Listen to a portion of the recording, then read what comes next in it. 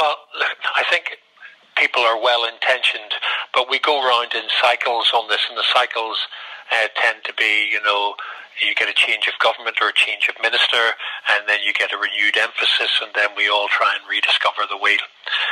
Ultimately, we've talked about whether regulation is a good thing or a bad thing since the Home Secretary's task force way back in the early, I think, 2004, 2005 period, and right through into the formation of the UK Council for Child Internet Safety, of which I was a founding member.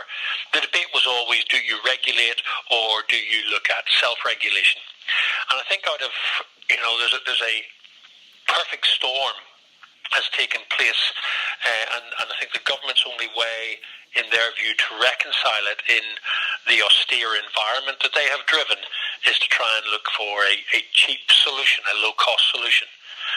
But in essence, I think the thing is this, that the government have failed to invest in the mechanisms and the resources that would make the online environment safer.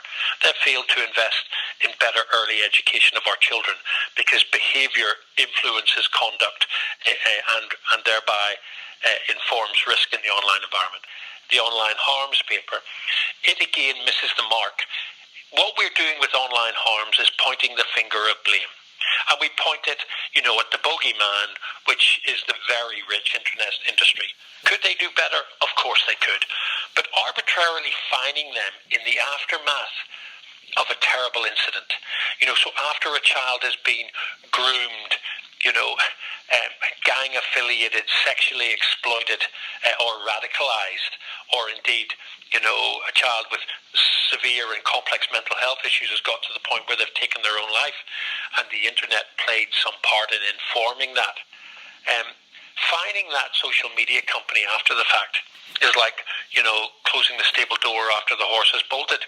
So arbitrarily calling for a block, for a boycott by the public on social media sites isn't going to work. Anyone that says that doesn't understand people, doesn't understand young people in particular.